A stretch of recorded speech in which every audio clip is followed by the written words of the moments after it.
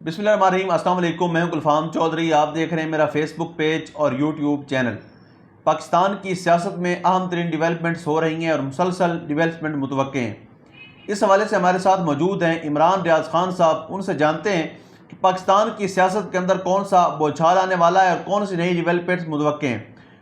पहले उनकी बात सुनते हैं, फिर उस पर बात करते हैं। इन्होंने DGISPR को बड़ा सख्त रद्द-ए-अमल दिया था उस प्रेस कॉन्फ्रेंस के नतीजे में, और उसके बाद जब फैसल वाडा ने कीचड़ उछाला तो फैसल वाडा ने कहा कि ये दहशतगर्द है, इसको दहशतगर्दों की तरह डील किया जाएगा।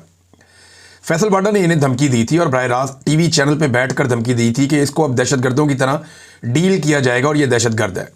धमकी किसी और ने नहीं दी। और उसके जवाब में खुर्रम दिशान ने फैसल वाडा से कहा कि बेटा मुझे मिलना, और इन्होंने भी उन्हें सख्त अल्फाज में जवाब दिया। अब फैसल वाडा साहब की धमकी के बाद हुआ ये है कि पेशावर में खुर्रम दिशान साहब का घर है हयाताबाद, वहाँ पे फायरिंग हुई है। रात गए 2:30 बजे का वक्त बताया जा रहा है। को 25-30 लोग आए, 5 के करीब डबल केबन थे। ऐसा दहशतगर्द तो नहीं करते इस तरह से, उनका तो तरीक़ाकार और होता है। वो इतने 20-25-30 लोग वो नहीं भेजते। तो जो इतला उनके घर से या उनके आसपास से मिली है, जो उनके अपने सिक्योरिटी गार्ड बता रहे हैं, एक उनका सिक्योरिटी गार्ड जख्मी भी हो गया। वो बता रहे हैं जी जो लोग आए उन्होंने अंधाधुंध फायरिंग शुरू कर दी घर के ऊपर।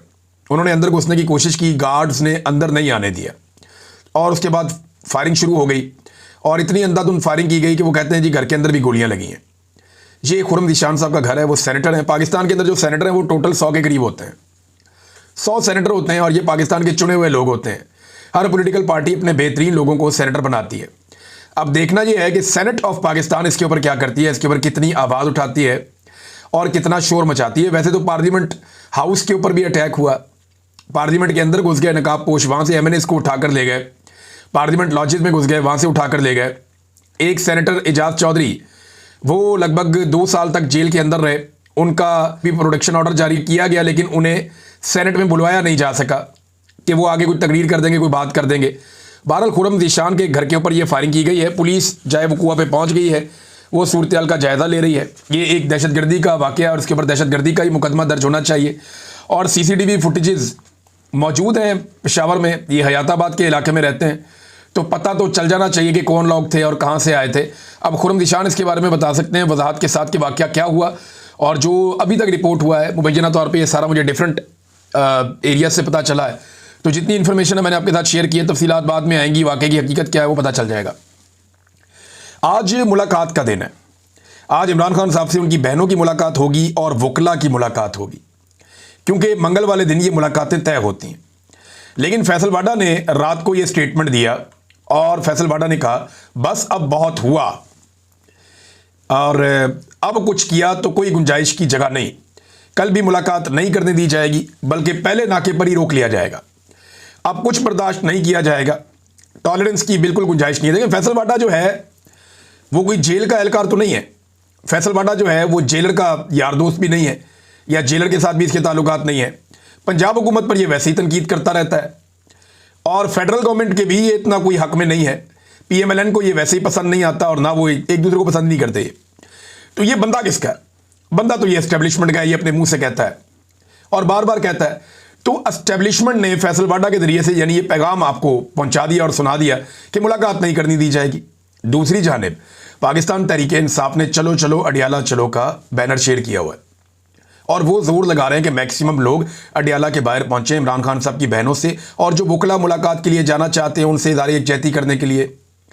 अब इस जुमेरात को वज़ीर आला खैबर पख्तूनख्वा 10वीं मरतबा आने वाला, 10वीं मरतबा आएगा।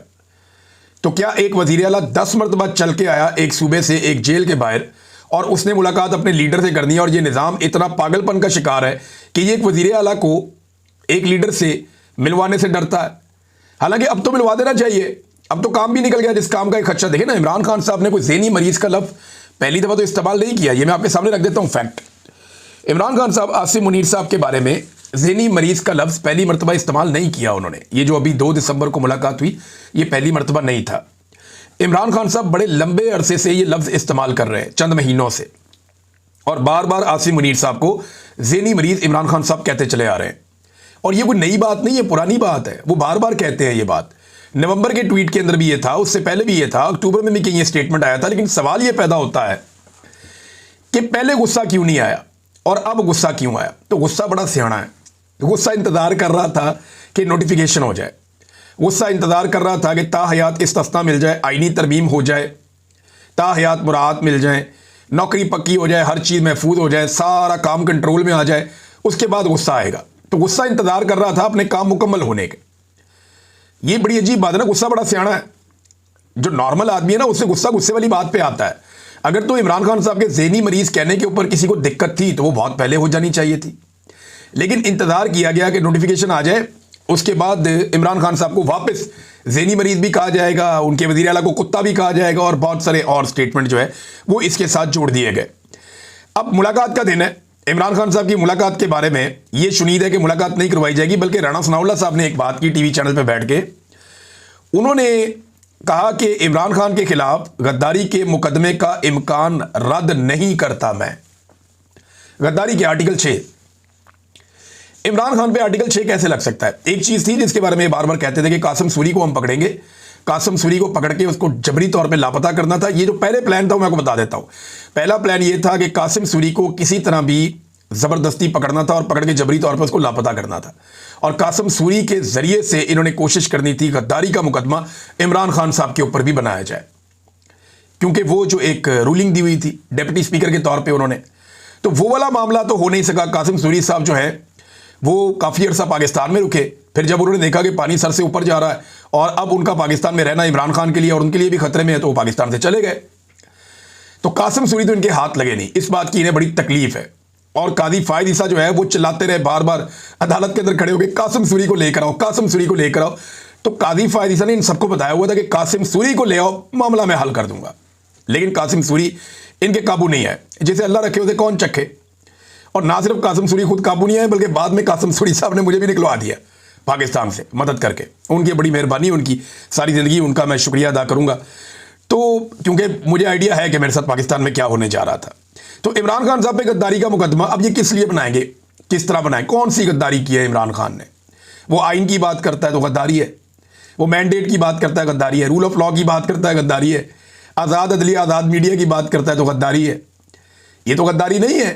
इमरान खान साहब ने अगर गद्दारी का मुकदमा बनाना था तो 2.5-3 साल पहले बनाना था। ये अब 3 साल के बाद आपको याद आ गया, जब वो जेल के अंदर पड़ा है 3 साल से, उसने कुछ किया ही नहीं, जेल के अंदर मौजूद है जी, अब हम बनाएंगे गद्दारी का मुकदमा। नहीं, आप नहीं बना पाएंगे। आपने बड़ी कोशिश की बड़े लोगों को गद्दार करार देने की, लेकिन जो भी पाकिस्तान में आइन से गद्दारी करने वाले हैं वो 4 बुनियादी तौर पर तो डिक्टेटर हैं, सीधे सीधे। आइन से गद्दारी करने वाले 4 बुनियादी तौर पे डिक्टेटर हैं सीधे सीधे, जिनमें एक general Ayub, general Yahya, general Zia और जनरल मुशर्रफ। इनमें से किसी के ऊपर गद्दारी का मुकदमा बनाए ना पहले, फिर बाकी किसी के ऊपर भी बना लें। नादरीन, स्पीकर ने मुज़ाकरात की ऑफ़र की है मुबैना तौर पे, और पाकिस्तान तहरीक इंसाफ के लोग इस पर बात भी कर रहे थे। लेकिन हैरत की बात यह है कि अभी तक जो अपोजिशन का एक स्पीकर को अगर मुज़ाकरात करने ही है तो अपोजिशन लीडर का नोटिफिकेशन तो जारी कर देना भाई। जब नोटिफिकेशन फील्ड मार्शल साहब का जारी करना था तो फटाफट हो गया था, शहबाज शरीफ साहब को बरतानिया से भी बुलवा लिया गया था। लेकिन एक नोटिफिकेशन है इतने लंबे अरसे से अटका हुआ है अपोजिशन लीडर। जी बिल्कुल, जिस तरह से आपने सुना, इमरान रियाज खान साहब ने पाकिस्तान की सियासत में अहम तरीन डेवलपमेंट्स हमारे सामने रखी और उन्होंने बताया कि पाकिस्तान की सियासत में कितनी बड़ी तब्दीलियाँ मज़ीद मुतवक्के हैं। यानी इस वक्त पाकिस्तान की सियासत इंतहाई मुतनाज़ बनी हुई है और सियासत से ज़्यादा मामलात अदालतों के अंदर चले गए हैं। लेकिन इस सूरत हाल के अंदर फिर भी अगर ये सियासतदान इकट्ठे होकर बैठें और पाकिस्तान के अंदर जमहूरियत की बहाली के लिए कोशिश करें तो कोई ना कोई मुतवाज़िन रास्ता निकल सकता है। अल्लाह पाक वतन अजीज़ का हामी और नासिर हो। पाकिस्तान जिंदाबाद।